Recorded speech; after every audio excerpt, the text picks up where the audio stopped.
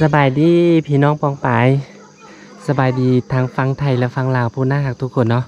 วันนี้มาพบกันเช่นเก่าเช่นเคยกับช่อง YouTube สู่ที่บ้านเฮาวันนี้พาพี่น้องมาเบิ่งหมู่บ้านชนบทแห่งหนึ่งเนาะวิถีชีวิตของข้าเจ้าผมดำเนินกันอย่างนี้เนาะพี่น้องเนาะ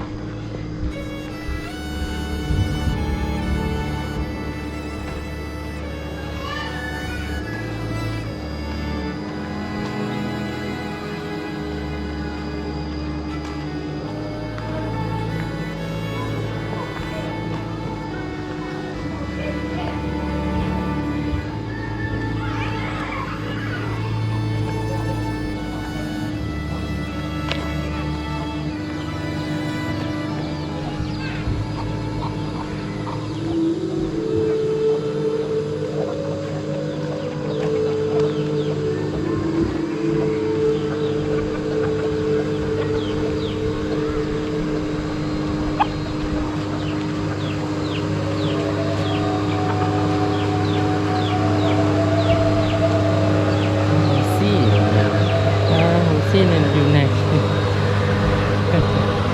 ซี่เนี่ยอยู่ในเหือนนี่น้องเห็นครับ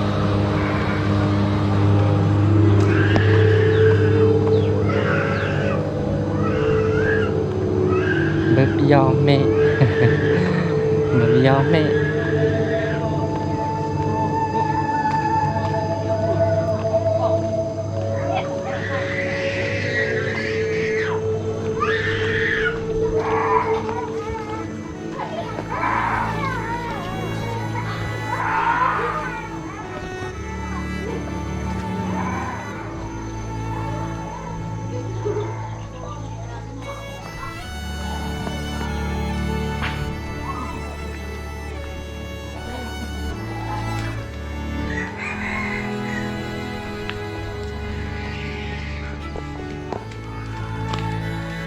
ยังไม่เห็นแล้วสบาย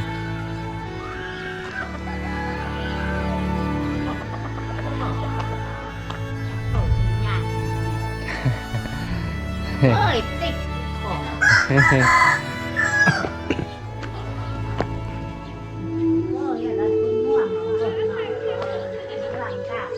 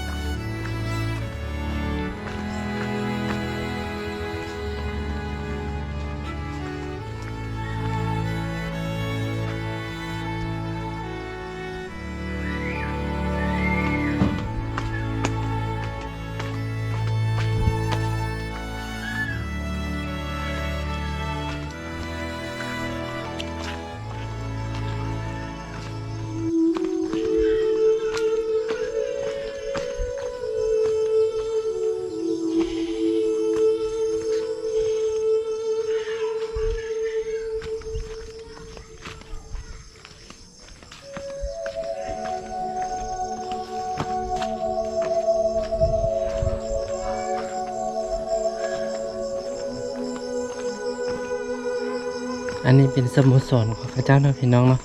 สโมสรบ้านเนาะ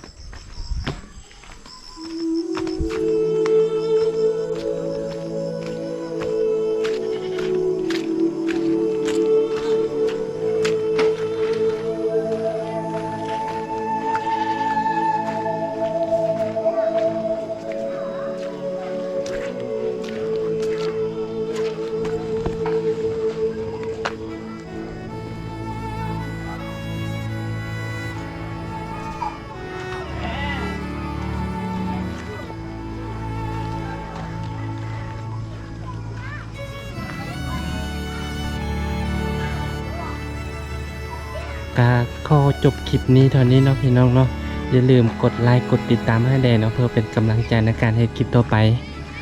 ขอขอบใจหลายพี่น้องขอบใจหลายๆขอบใจ